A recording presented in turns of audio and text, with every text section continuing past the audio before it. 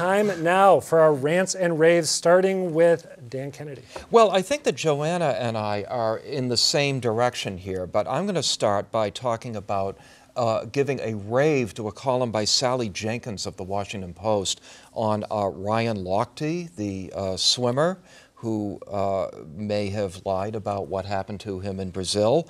I just want to offer a little bit of what Sally Jenkins wrote, because it's wonderful.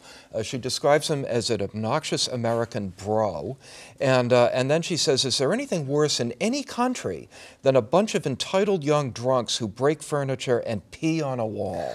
There is no translator needed for that one, no cultural norm that excuses it. And then she really gets wound up. I don't know if I can go with this, but she says, if I had been working at that Brazilian gas station, I might have pulled a gun on him, too. Oh.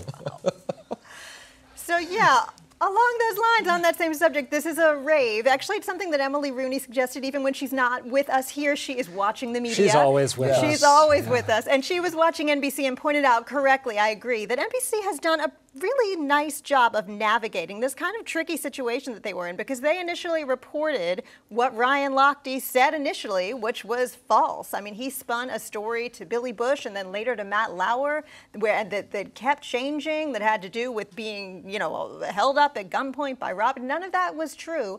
And NBC has really, you know, gone through its coverage, explained what was happening and what had changed in a very non-defensive way, did sort of TikToks online and used other all the media at their disposal to go through and explain what was happening. I think they came out of it with a lot of journalistic integrity. I'm not disagreeing with what your point is and what Emily's point was, but they got to be loving this, because it's a huge reason for people to tune in. It's reality TV programming in the games. And as you mentioned, they've got access to all this footage that no one else can use. Right. Oh, yeah, they got an exclusive.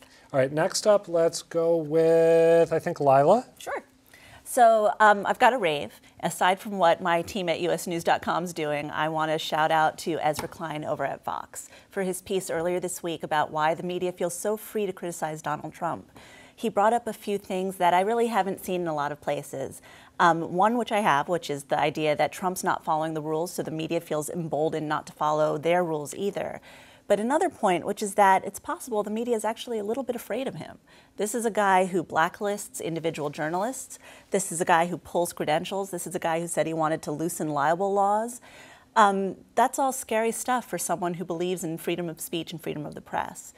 And I think that the reaction you're seeing in the press, you've got all of a sudden CNN fact-checking via Chiron, you've got the Washington Post, rather than refusing to cover him at all after he bans them, instead they're dumping resources and 25 journalists onto the beat of uncovering everything they can.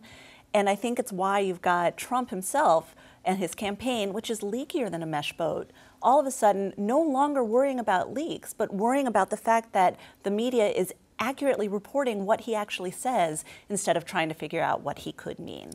I can't imagine why the media would be afraid of Donald Trump after 8 years of the abuse the media has endured at the hands of the Obama administration.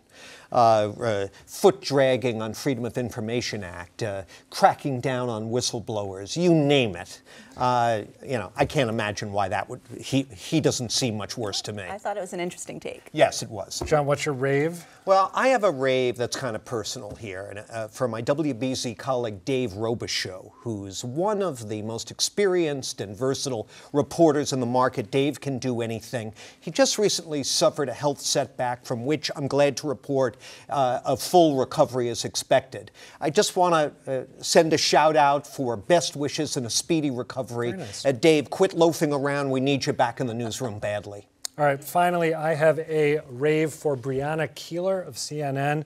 She more than held her own in this remarkable interview with an incredibly combative surrogate for Donald Trump. Let's watch a 30-second clip. It's really fantastic. So you say it's not a shakeup, but you guys are down. And it makes sense that there would... Says who? Most of them. All of them? Says who? Polls. I just told you, I answered your question. Okay. Which polls? All of them. I've watched it a dozen times. Yeah. It gets better and better. And I think my favorite part, there's so much I love. I love that long, uncomfortable silence where she just waits for him to speak, which is something a lot of us in the press aren't good at doing. Incredible stuff. And the funniest thing is that clown thought he mopped up the floor with her. He said later that he really put her in her place. And, you know, I had watched him face off with Wolf Blitzer a couple days earlier. She handled him much better than old Wolf did. It was just glorious.